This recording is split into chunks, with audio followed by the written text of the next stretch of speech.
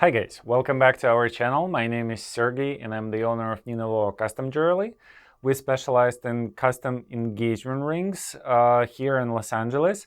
And in today's video, I want to talk about the differences between the diamond and the cubic zirconia. And I also going to mention a couple of diamond alternatives. And in the end, I'm going to give you the very defined answer whether you should use one or the other and in which kind of applications you should use them. This is a very common question that I'm getting quite a lot from my clients. Usually it's in the form like, why should I pay for the diamond that much if there's a cubic zirconia out there that costs, let's say, like $20 for the carat versus the diamond that costs like 5,000–6,000 per carat for the good one. And in order to answer this question, in order to show you on examples in which application you should use one or another, because essentially it's not like the cubic zirconia is better than the diamond or the diamond is better than cubic zirconia. Of course, the diamond with all of its characteristics would be better, but the price difference is so drastic that you cannot really compare them in a simple form.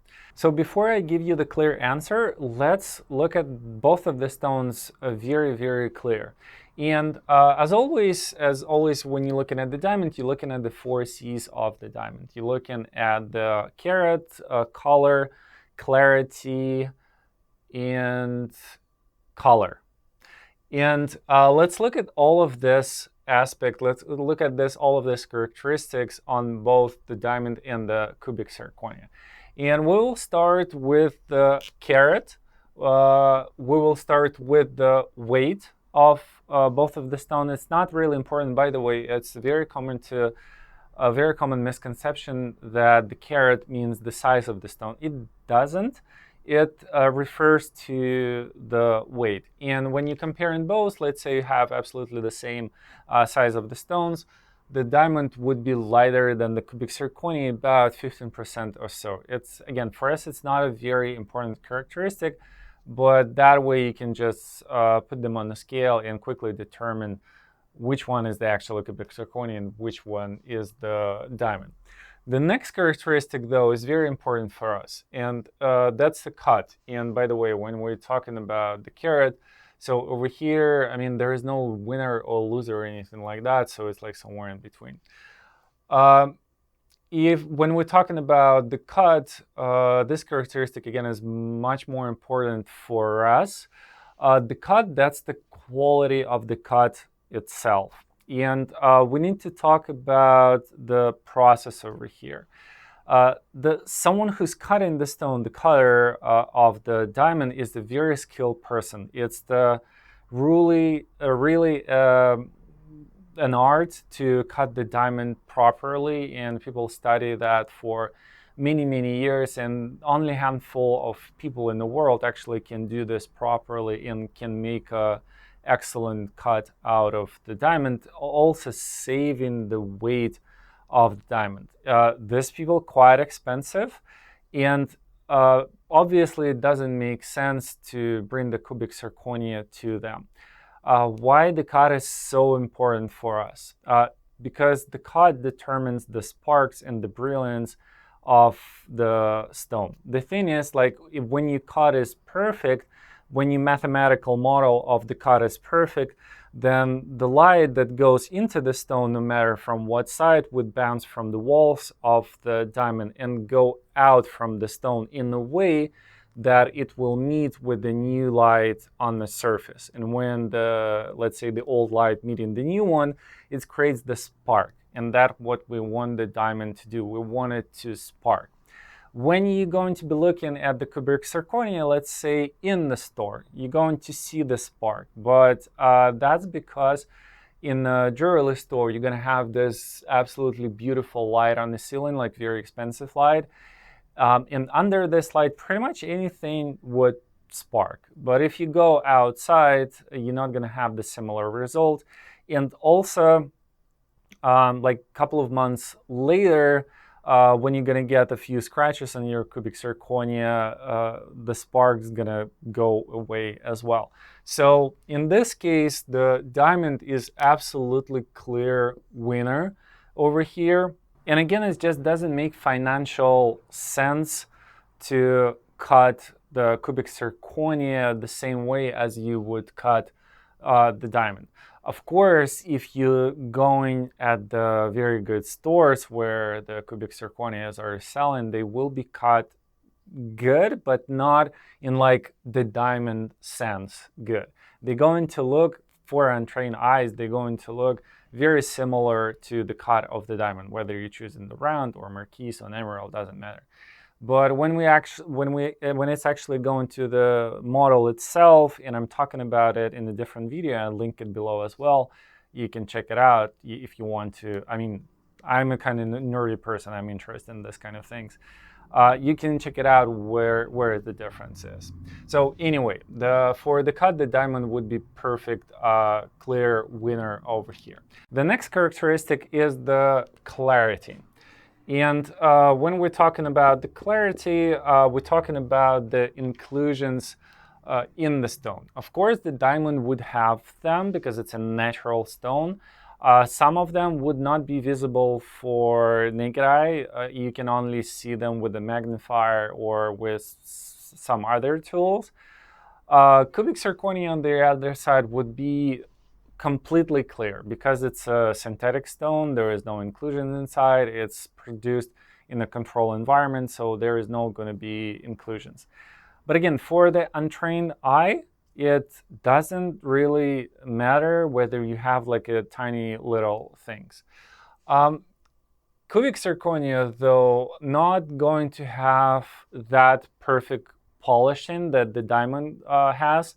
Most of the time, there is some producers that would give you pretty good polishing, but at the same time, the cubic zirconia is not durable enough to keep that polishing. So you're gonna get a few scratches along the way eventually. So again, there is no clear winner over here. I would just put it over here. Although me myself, I would still prefer the diamond in this category. And the last one is the color.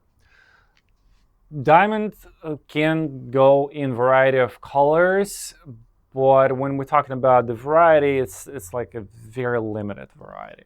When we're choosing the colorless diamond, and some people refer to it as the white diamond, which is not really correct, but everybody's okay with that.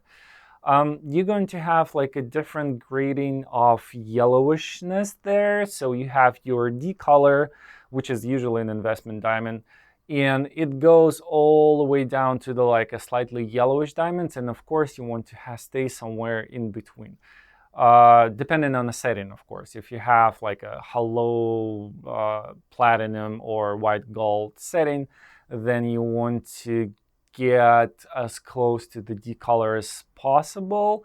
But at the same time, if you have the yellow gold, you can go with the slightly yellowish diamonds pretty easy. Again, it's case to case. With the cubic zirconia, you can get absolutely any color because it's a synthetic it's a synthetic stone. You can get really absolutely everything, any color of the rainbow over here. So if your application requires some sort of color like that, yeah, then go for the cubic zirconia. So over here for the color, I would probably go with the CZ, but at the same time, like, it's not as simple over here.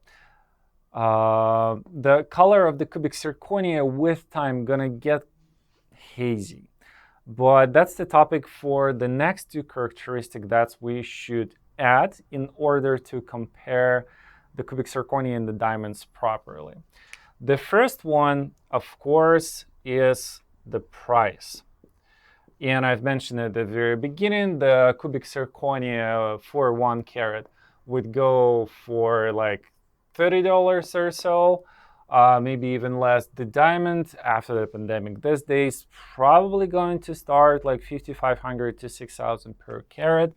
Let's say, let's put $5,500. So you can see that the difference is actually enormous over here. So when we actually compare, when clients usually compare, from my experience, it's usually out of curiosity, really. Because someone who is set to buy the diamond might look at the cubic zirconia, but just to compare, really. They're not seriously looking at the cubic zirconia to buy. They're not looking at this as an alternative. And same goes for the cubic zirconia. Someone who is set to buy the jewelry with a cubic zirconia, they're not realistically looking at the diamond at the same time. They looking at it as the really as an alternative. That's just to widen their perspective at the things, really. The next characteristic, the very important one, for the price, cubic zirconia, clear winner over here. Durability. And that's durability. Hope I spell it right. And this characteristic, it's our grand finale right over here. And here's why.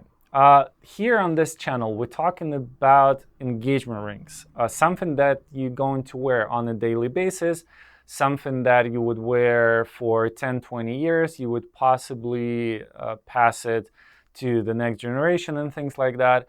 You also might see your engagement rings from your grandfather, grandmother, and things like that. So we're talking about the jewelry that's going to stay with you for a very, very long time. We tend to call it forever. And in this application, it doesn't make any sense to go with the cubic zirconia, because the diamond would last you forever. The diamond would go through one generation to another and would look the same. Look at the diamonds of your grandparents, if you have one, and they look absolutely identical to what they look when they actually bought it. Cubic zirconia, 6 months later, if you lucky, maybe quicker, going to look quite scratchy and hazy if you use it as for the ring. So it doesn't work clearly for that specific application. Cubic zirconia would work if you want to get like a fashion jewelry, if you want to get some sort of inexpensive gift, like a necklace, earrings, things like that. Something that would not accidentally scratch the surface, ideally.